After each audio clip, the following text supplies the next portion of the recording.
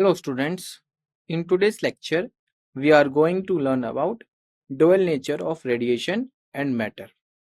NCERT section 11.7 to 11.8. We will also solve examples 11.1 to 11.3.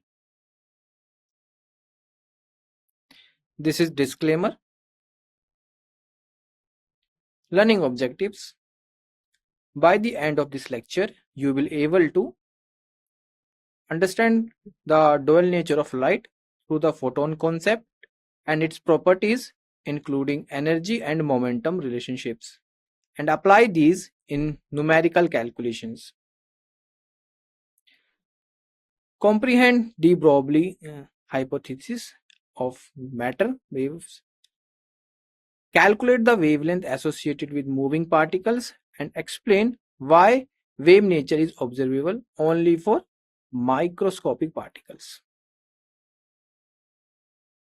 So in today's lecture, we will cover first 11.7 particle nature of light, the photon. Then we will solve an example 11.1. After that, example 11.2. And then 11.8 wave nature of matter. And last, we will solve one more example 11.3. So let's start by understanding the particle picture of light. This means we will explore how light, which we actually think of as a wave, can also behave like a stream of particles. First, let's talk about the photoelectric effect. This is when electrons are emitted from a material, usually a metal, after light of a certain minimum frequency shines on it. That minimum frequency is called the threshold frequency. If the light's frequency is below the threshold, no electrons are emitted, no matter how intense the light is. So, photoelectric effect gave us evidence that light in interaction with matter behaved as if it was made of quanta or packets of energy. These packets are called energy quanta. This means that the light does not just deliver energy smoothly like a wave, but a small discrete amounts.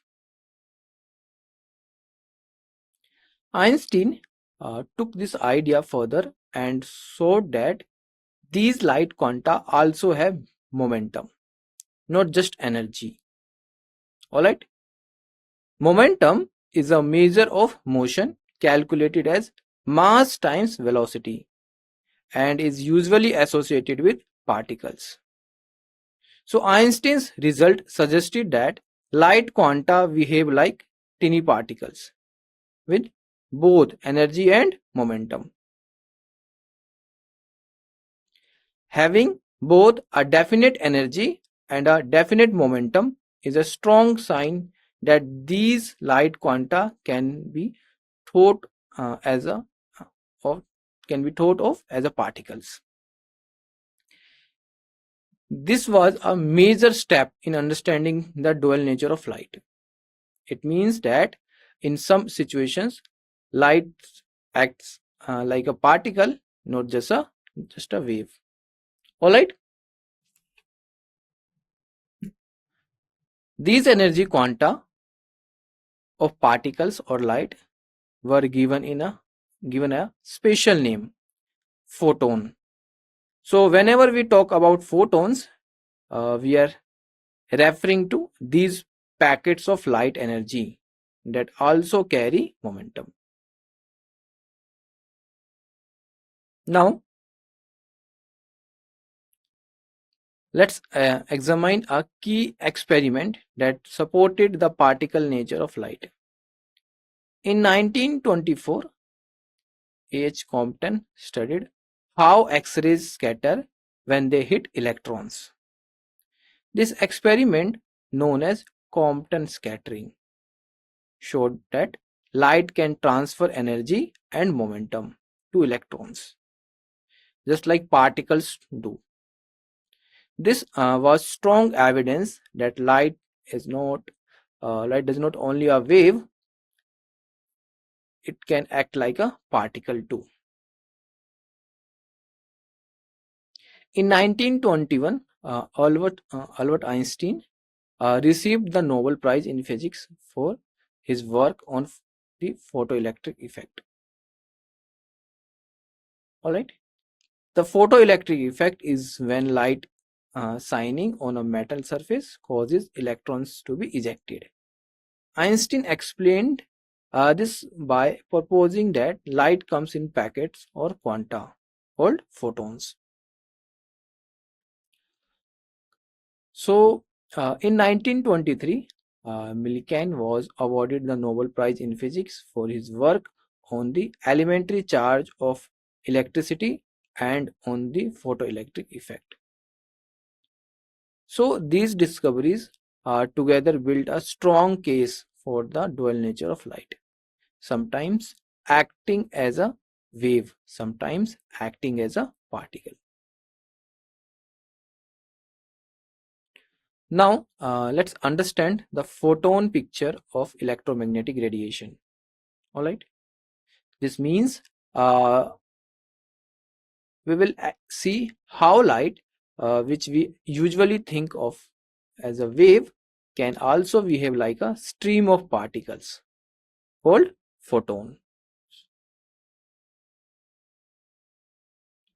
In interaction with matter, radiation behaves as if it is made up of particles called photons. A photon is a tiny packets of energy, and this idea helps explain effects like the photoelectric effect. So instead of thinking of light as just a wave, we also need to think of it as a collection of these energy packets. All right. So the energy E of each photon having frequency nu is E is equal to h nu is equal to hc by lambda. Alright, where h is Planck's constant, c is speed, and lambda is wavelength of light. Momentum p of each photon is p is equal to h nu divided by c, or we can say h by lambda. Alright. Speed of each photon is c equal to 3 into 10 raised to the power 8 meter per second in vacuum. That equals to speed of light. This is the fastest speed possible in the universe, no matter what the energy or momentum of the photon is. Its speed in a vacuum is always this constant value. Now, all photons of light of a particular frequency nu or wavelength lambda have the same energy and momentum irrespective of the intensity of radiation. Alright, so it does not matter how bright the light is. If the frequency is same, each photon carries the same amount of energy. By increasing the intensity of light of given wavelength, there is only an increase in the number of photons per second crossing a given area, with each photon having the same energy. Alright, we can say increasing intensity does not change the energy of each photon. This leads us to an important conclusion. The energy of a photon depends only on its frequency or wavelength, not on the intensity of light. So, Turning up the brightness does not make each photon more energetic. It just increases the number of photons.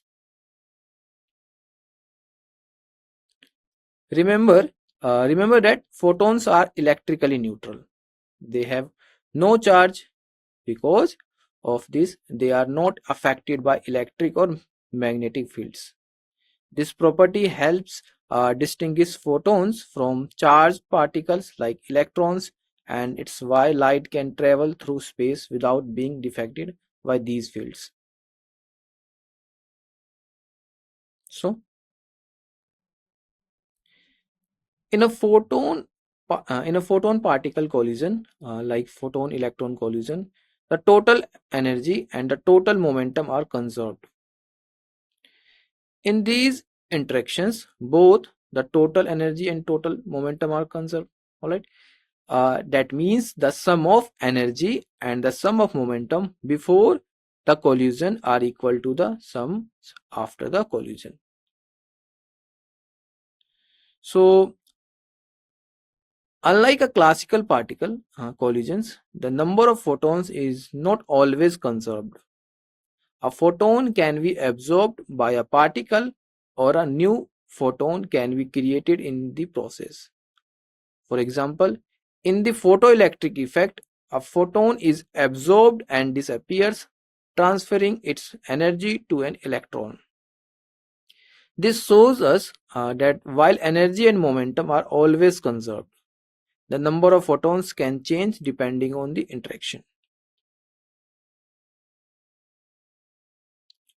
Now, let's look at what determines the intensity of light.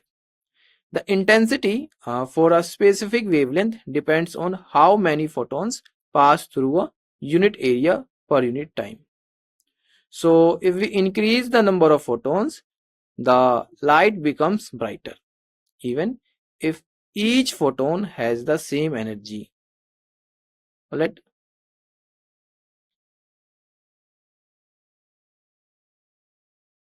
Example 11.1. Monochromatic light of frequency 6.0 into 10 raised to the power 14 Hz is produced by a laser. The power emitted is 2.0 into 10 raised to the power minus 3 watt. You have to calculate A. What is the energy of a photon in the light beam? B. How many photons per second on an average are emitted by the source?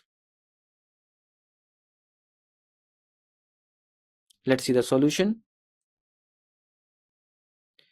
First, let's identify what's given in the problem.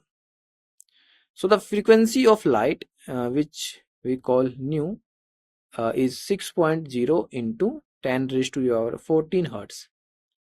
And the power emitted is 2.0 into 10 raised to the power minus 3 watt. So first, energy E of a single photon frequency nu is given by A is equal to h nu. Right? Where h is equal to 6.63 into 10 raised to the power minus 34 joule second is Planck's constant. This equation shows the direct relationship between energy and frequency. Let's substitute the values into our formula. We are plugging in h as 6.63 into 10 raised to the power minus 34 joule second and nu 6 into 10 raised to the power 14 Hertz. We get E equal to this one.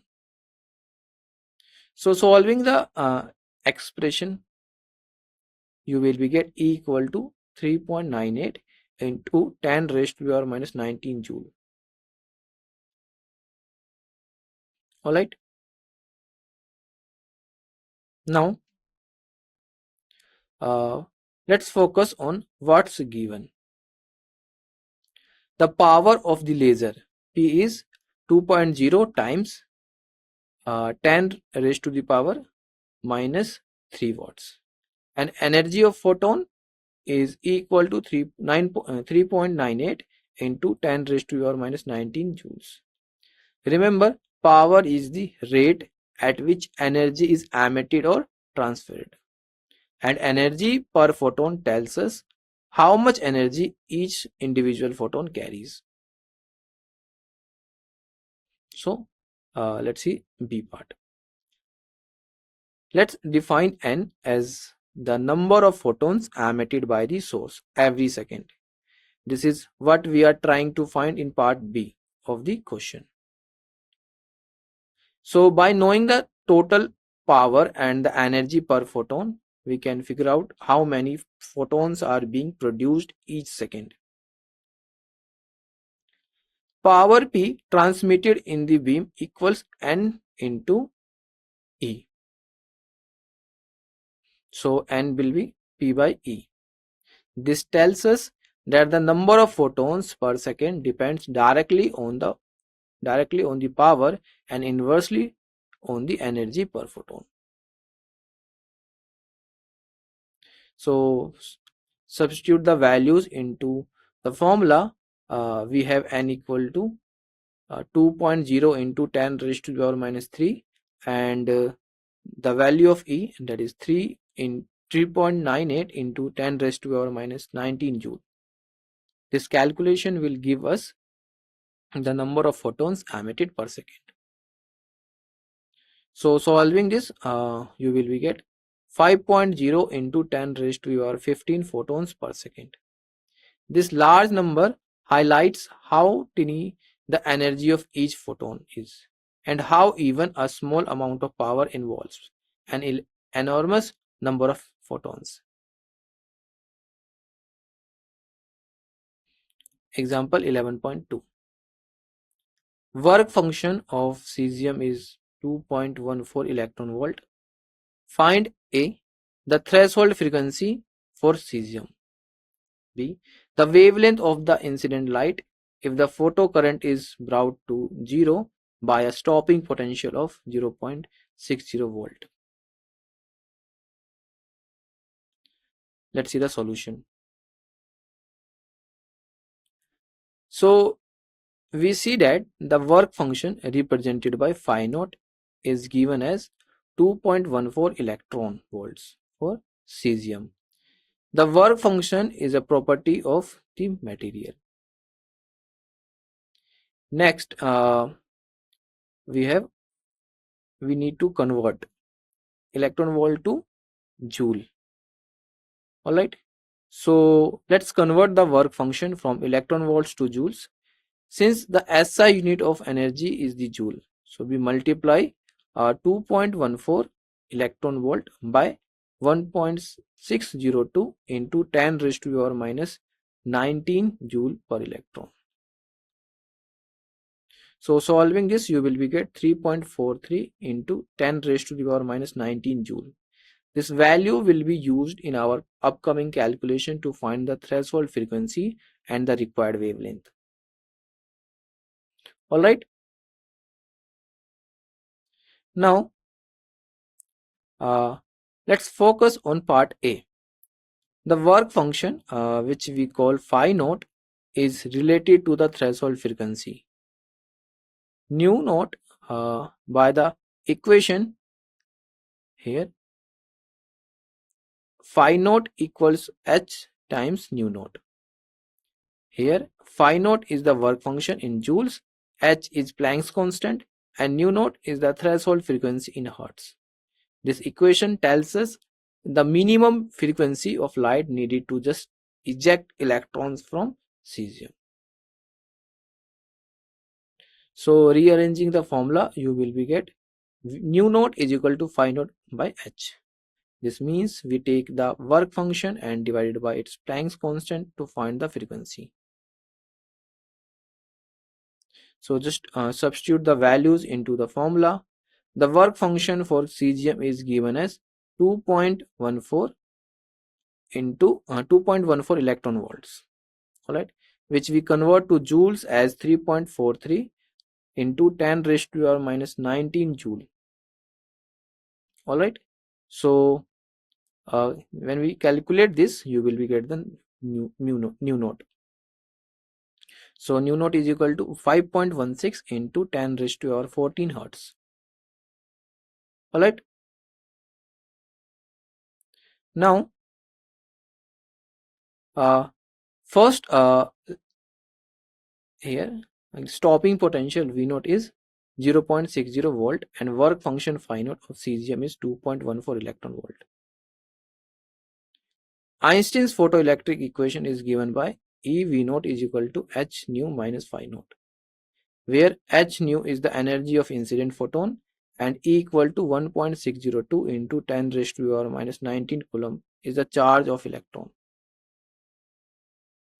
So rearrange the equation to solve for the energy of the incident photon. We get h nu is equal to E V naught plus phi naught. So just substitute the values into the equation.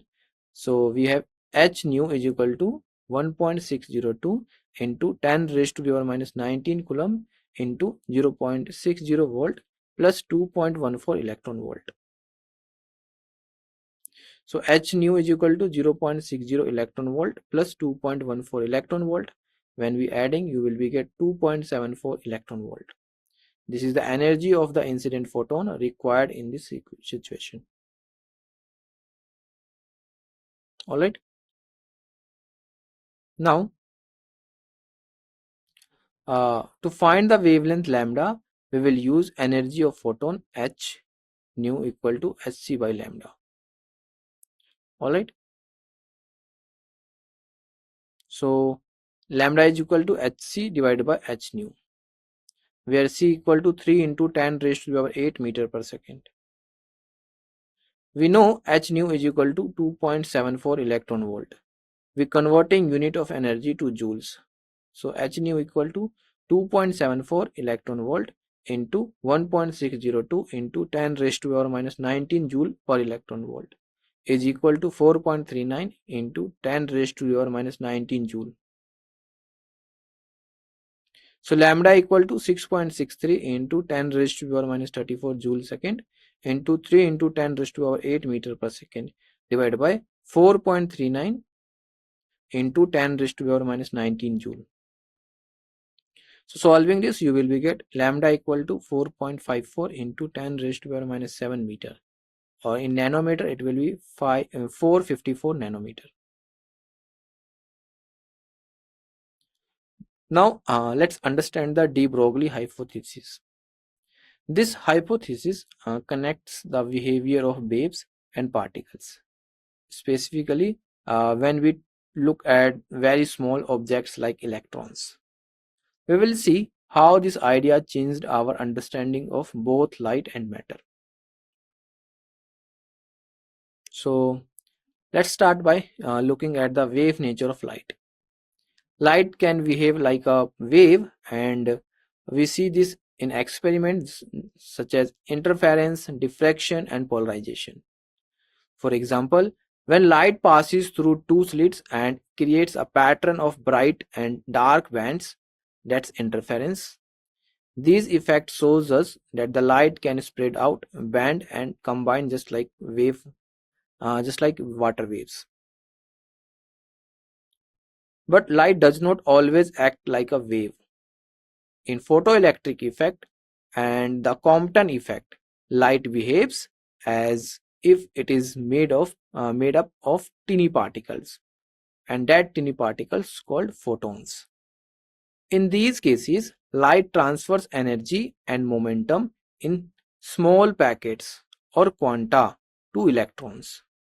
This particle-like behavior helps explain why shining light on a metal can knock electrons out of it, which would not happen if light were only a wave.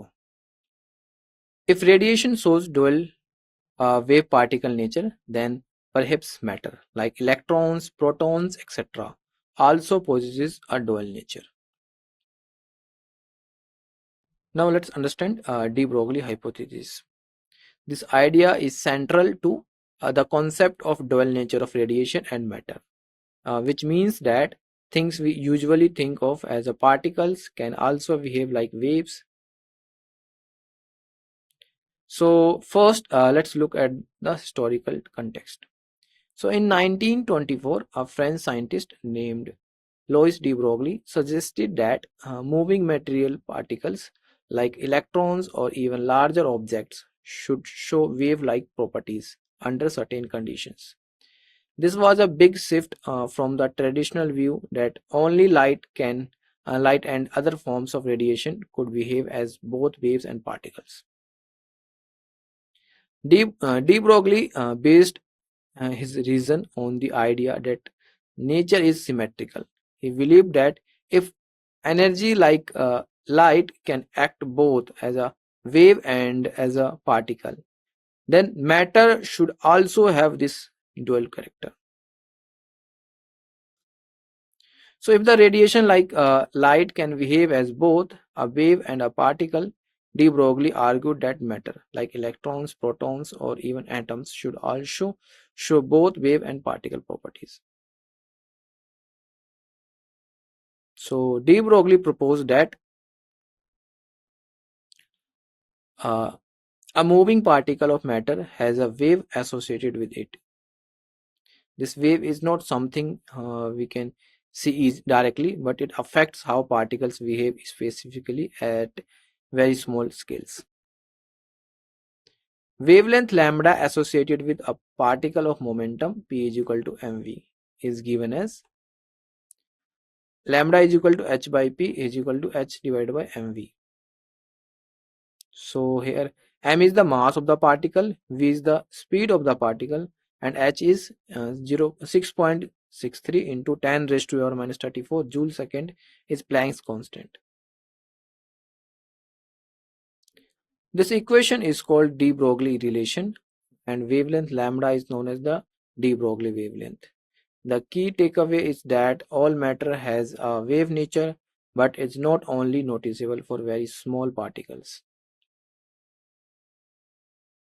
So de Broglie wavelength, a lambda of a particle of momentum p is equal to mass into velocity is given by lambda is equal to h by p equal to h divided by mv.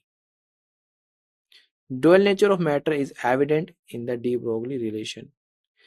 Alright, so we can say it means that not just like light, but all matter like electrons, protons, even waste balls can have wave-like properties. For very small particles like electrons, these wave effects are significant and can be observed in experiments such as electron diffraction.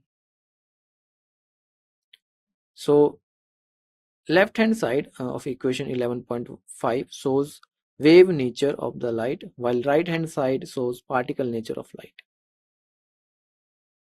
Planck constant h relates the dual nature of light.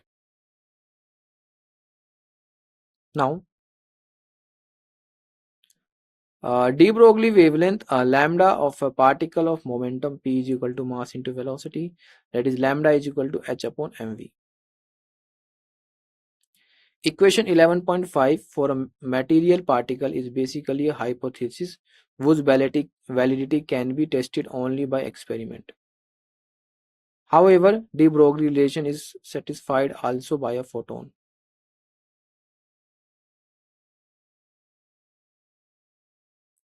So for a photon of frequency nu, momentum p is given by p equal to h nu by c. Therefore, we get wavelength lambda as h by p equal to c by nu is equal to lambda.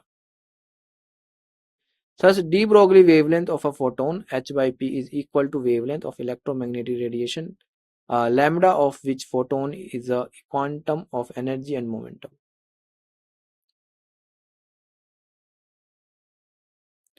Why is the wave nature of matter not apparent in our daily observations?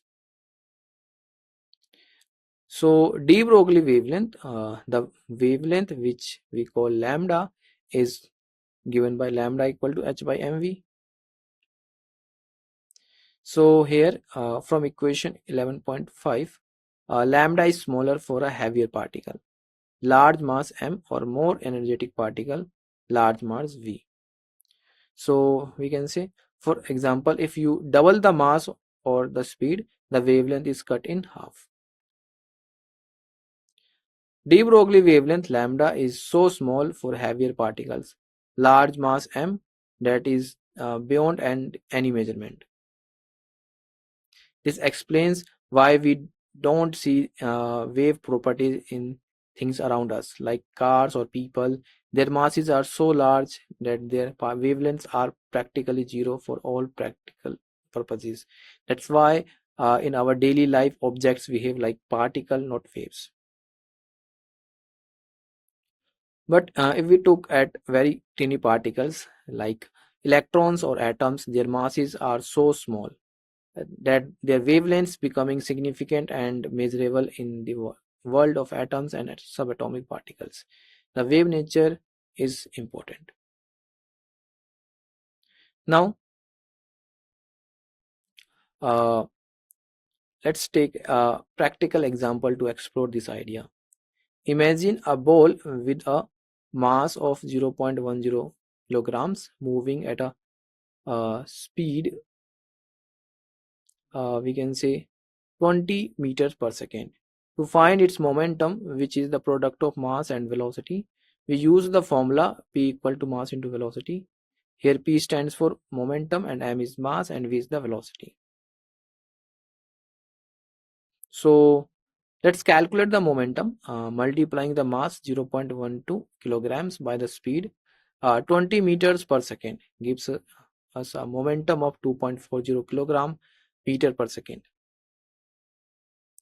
De Broglie wavelength lambda is equal to h by p is given as lambda equal to 6.63 into 10 raised to the power minus 34 joule second divided by 2.40 kilogram meter per second. So solving this, you will be get 2.76 into 10 raised to the power minus 34 meter.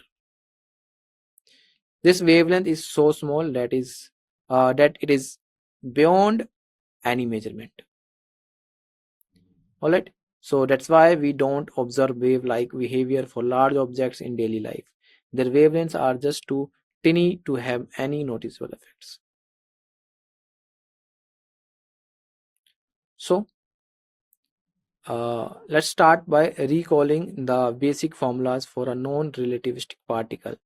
That means the particle speed is much less than the speed of light. So we can use classical mechanics. All right. Here m is the mass, v is the speed, and p is the momentum, and k is the kinetic energy. So we have the formula k is equal to 1 by 2 mv square is equal to p square by 2m, which relates kinetic energy to momentum. So momentum p can be written as p equal to under root 2 mk. Substituting this into the de Broglie relation, lambda equal to h by p, we get lambda equal to h divided by under root 2 mk, where h is the Planck's constant. Now, if an electron is accelerated from rest through a potential difference V, its kinetic energy is K equal to electron volt. And de Broglie wavelength in terms of kinetic energy is lambda equal to h divided by under root 2 mk. Therefore, de Broglie wavelength lambda of an electron is given by lambda equal to h divided by under root 2 me electron volt. So substituting values of h equal to 6.626 into 10 raised to the power minus 34 joule second. Me is equal to 9.11 into 10 raised to the power minus 31 kg, and E equal to 1.602 into 10 raised to the power minus 19 coulomb. So we get lambda equal to 1.227 divided by under root V nanometer, where V is the accelerating potential in volts. Example 11.3.